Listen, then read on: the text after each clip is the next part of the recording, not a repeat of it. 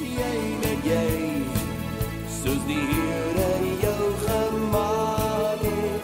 Wees jy net jy, ja jy mag selfs jou eie smaak hê.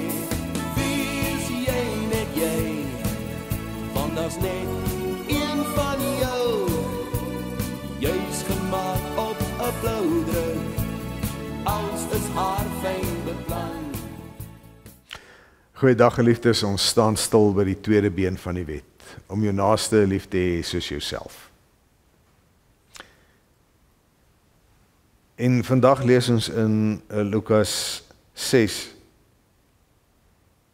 vers 37 en 38. Moenie oordeel nie, en oor julle sal nie geoordeel word nie.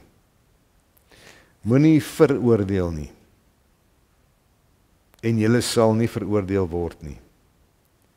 Spreek vry, en julle sal vrygespreek word. Gee, en vir julle sal gegee word. 'n Goeie maat, ingestamp, geskit en propvol, sal hulle in julle hande gee. Met die maat waarmee julle meet, sal daar ook vir julle gemeet word. As 'n mens wil praat oor om jou naaste lief te hê, is dit die beginpunt. Presies dit wat die woord sê. Moenie oordeel nie, moenie veroordeel nie. Ons het so goed geword hiermee. Om onsself so op kassies te plaas, om onsself so te regverdig, sodat ons kan vingerwys na die en daai en daai en daai, en wat hulle doen en waaraan hulle skuldig is, en daarom kan ons hulle nie lief hê nie. En so trek ons 'n streep deur die wil van die Here. En dit begin by hierdie een ding, oordeel. Hoekom wil God nie hê dat ons moet oordeel of veroordeel nie? Dis eenvoudig, want ek en jy is mense en ons kan nie volmaak oordeel of veroordeel nie.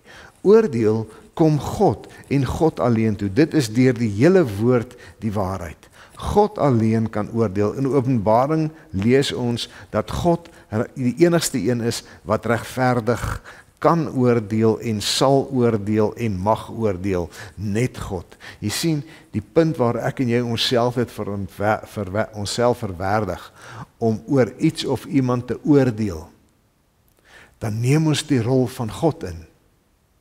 Dan word ons God in hierdie lewe en dan wil ons as goetjies in hierdie lewe besluit oor wat die toestand van my naaste is en wat die waarde van my naaste is en of my naaste vir my die moeite werd is om lief te hê. Dit is om God te speel.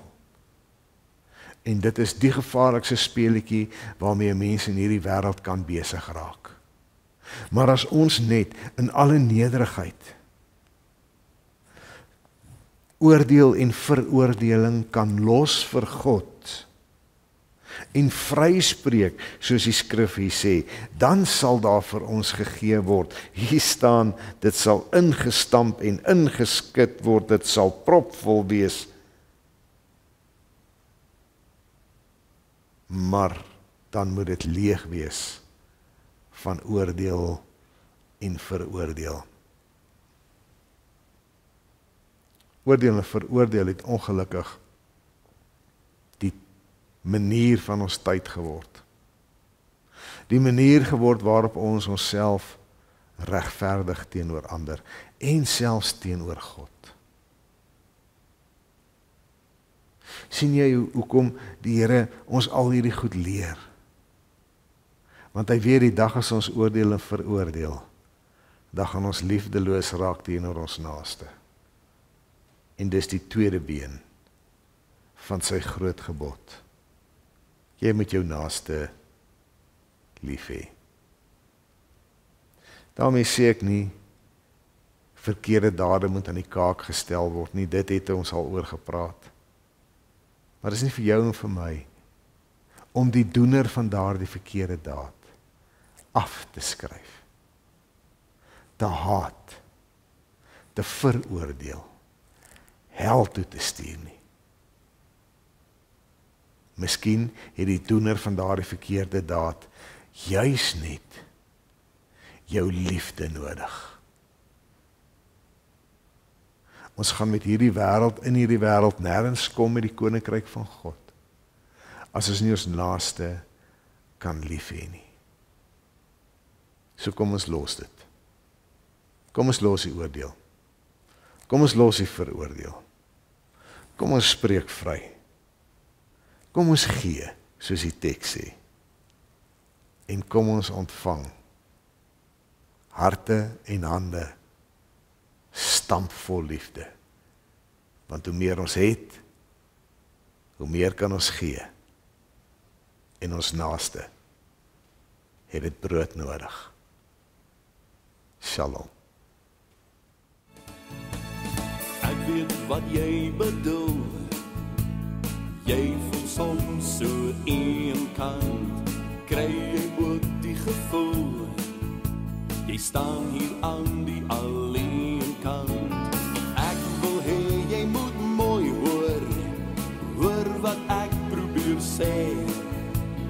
Luister nou met 'n fyn oor. Jy's gemaak net soos hy jou wou hê. Wees jy net jy, soos die Here jou gemaak het. Wees jy net jy, ja jy mag selfs jou eie smaak.